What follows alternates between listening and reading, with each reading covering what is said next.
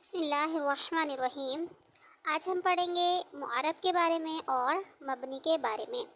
اب آخری حرف کی تبدیلی کے اعتبار سے اسم کی دو اقسام ہیں، معرب اور مبنی۔ اب اسم معرب کی تعریف یہ ہے جس اسم کا آخر عامل کے بدلنے سے بدل جائے اسے اسم معرب کہتے ہیں، جیسے جاء زید، یعنی جاء فعل کی وجہ سے زید فاعل حالت رفع میں آیا، رأیت زیدن، رأیت فعل کی وجہ سے زیدن مفعول ہونے کی وجہ سے حالت نصبی میں آیا۔ اب یہاں پر زید معرب ہے، جاء اور رأیت یہ ہے عامل۔ اس میں مبنی سے مراد جس اسم کا آخر عامل کے بدلنے سے نہ بدلے اسے اسم مبنی کہتے ہیں، جیسے جاء ہؤلاء، رأیت ہؤلاء، مررت بہؤلاء۔ ہؤلاء تھا وہ ہؤلاء ہی رہا، عامل کے بدلنے سے نہ بدلا۔ مبنی الاصل تین چیزیں ہیں، فعل ماضی، امر حاضر معروف اور تمام حروف۔ اب مبنی الاصل کا مطلب یہ ہے کہ وہ اپنی اصل وضع کے اعتبار سے مبنی ہو۔ اب مبنی الاصل کی مشابہت جو ہوگی اس کی صورتیں ہیں چار۔ اسم میں مبنی الاصل کا معنی پایا جائے، جیسے أين، اسم میں حمزہ استفہام کا معنی پایا جاتا ہے، اور حرف جو ہے یہ بھی مبنی الاصل ہے۔ اسم اپنا معنی ظاہر کرنے میں حرف کی طرح غیر کا محتاج ہو، جیسے اسماء موصولہ یہ کس کے محتاج ہوتے ہیں؟ صلہ کے، اور اسماء اشارہ یہ محتاج ہوتے ہیں مشار الیہ کے۔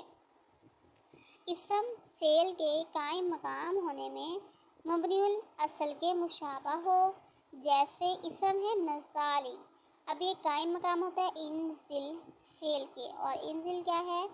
امر حاضر معروف کا صیغہ ہے اور یہ مبنی الاصل ہے۔ اسم تعداد حروف کے اعتبار سے حرف کے مشابہ ہو، جیسے تو اور نا، یہ ہیں ضمیریں۔ تو ہے واحد متکلم کی، جیسے ضربت، نصرت، اور نا ہے جمع متکلم کے لیے ماضی کے صیغے ہیں، جیسے ضربنا، جعلنا، فعلنا، اور من اور ما۔ اس میں موصول تین حروف سے کم ہونے کی وجہ سے حرف کے مشابہ ہیں۔